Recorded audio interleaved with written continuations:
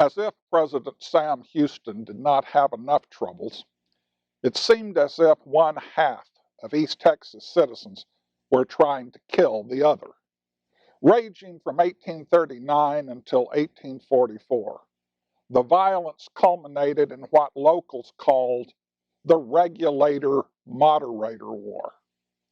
Rather, it was a grand feud that began in Shelby County, but grew to engulf surrounding vicinities. Even so, as dust-ups go, it was the biggest in Texas history. The ruckus had its roots in a quarrel over land titles, but eventually mutated into a brawl over domination of the regional economy. Character assassination, cattle rustling, and finally bushwhacking became the favored tactics of the two factions. Before the hostility ran its course, more than 40 men lost their lives, including Robert Potter, a lawyer, signatory of the Texas Declaration of Independence, and former Secretary of the Texas Navy. Even before the war began in 1839, East Texas fostered a tradition of lawlessness. In the wake of the 1803 Louisiana Purchase, New Spain's administrators became weary of American encroachments of their territory. In 1805, skirmishing broke out along both banks of the Sabine River. By the following year, a Spanish army under Lieutenant Colonel Simón de Herrera stood on the western bank of that stream, while an American army under General James Wilkinson inhabited the eastern. Across this contested torrent, the two forces bristled and glared at each other. Most observers believed war inevitable. But cooler heads prevailed. Wilkinson and Herrera realized that it served the interest of neither country to squander blood and treasure on a trivial backwater. They signed an agreement declaring the disputed territory neutral ground until bureaucrats of their respective governments could sort out a final arrangement. But the understanding never became a formal treaty, and neither government's officials ever ratified it. Still, they mostly observed its provisions. The neutral ground agreement solved one problem only to create another.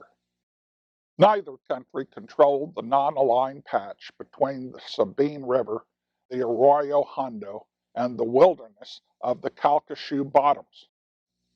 Consequently, that no man's land became a haven for criminals on the lam from both countries' law. Even while New Spain retained jurisdiction, the pandemonium surging across the Sabine infected the piney woods of East Texas. The 1819 Adams-Onis Treaty settled the boundary question, and Mexicans gained their independence in 1821. But those momentous events did nothing to address the region's chaos. Even after Texians declared their independence in 1836, East Texas continued its culture of anarchy. For years, a feud had been brewing. Charles W. Jackson and Charles W. Moorman emerged as leaders of a faction that he branded the Regulators, ostensibly to thwart cattle rustling. They brutalized and bullied local settlers by contesting land titles, thieving cattle, and burning barns. In the years before 1839, many had already fallen victim to the dissension. But in 1840, tensions came to a boiling point. That year, Jackson, already a fugitive from Louisiana sheriffs, shot and killed Joseph Goodbread at Shelbyville. As a counter, Edward Merchant, John M. Bradley, and James J. Cravens headed a group aiming to moderate the excesses of the regulators. On July 12, 1841, Merchant and his moderators were hopeful as Jackson stood trial for the murder of Goodbread.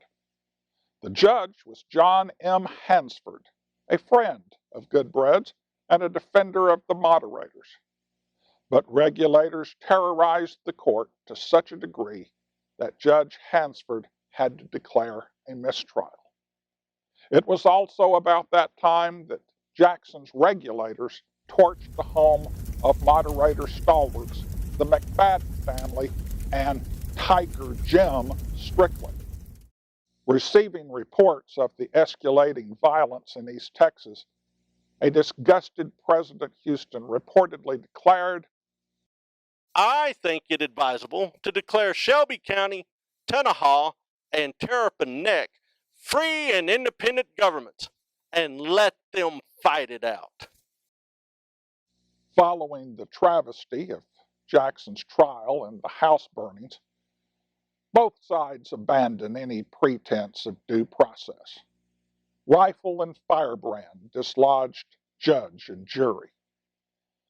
The McFadden brothers subsequently bushwhacked and killed Jackson and another man named Lauer.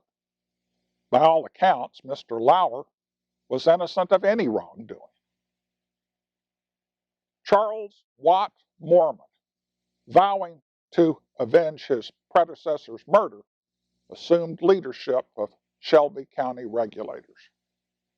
Mormon and his men tracked Jackson's killers to a point 25 miles north of Crockett in Houston County. In October 1841, the McFadden brothers stood trial for the murder of Jackson and Lauer in Shelbyville. The verdict was predictable. Sparing only the youngest, Mormon and his regulators strung up the McFadden brothers. Moderators swore vengeance for the McFaddens. Over the summer of 1844, they assembled at Bell Springs and changed their name to the Reformers. The newly labeled faction elected to attack and occupy Shelbyville, a hotbed of regulator activity and focus of the strife. Despite his earlier glib comments, Houston could no longer ignore the dispute roiling an entire region of the Republic. News of the conflict had reached the United States, where it endangered annexation negotiations.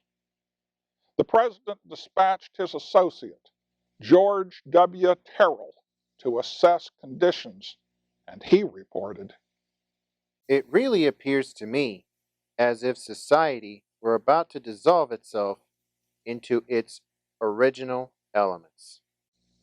On August 14, 1844, Houston, appalled by the East Texas unruliness, dispatched 500 militiamen to the region. The president himself soon arrived and established his headquarters at San Augustine to oversee operations. Even then, the carnage continued. Eventually, however, Houston's diplomacy and his show of force brought the ringleaders to the negotiating table. While the Regulator-Moderator War officially ended in 1844, the bad blood continued. During the Mexican War, some feuders put aside their differences to serve in Captain L. H. Mobbett's company, and the bonds of wartime service diminished their acrimony. John J. Kennedy, Harrison County Sheriff, and Joseph U. Fields, a county judge, were instrumental in finally curbing the fighting, affiliating with the emerging Law and Order Party.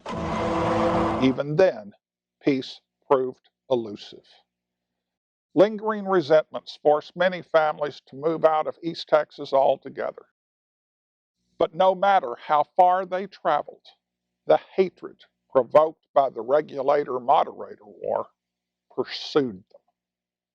On February 14, 1850, Dr. Robert Burns unearthed Charles W. Mormon in Logansport, Louisiana, and shot him to death.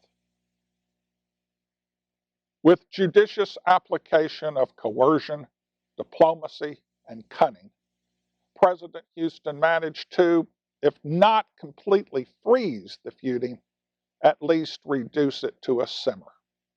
Indeed, it lists among his greatest presidential achievements, but also one of his last. On December 9, 1844, his second term ended. It remained for his successor, the prosaic Anson Jones, to fulfill old San Jacinto's fondest dream.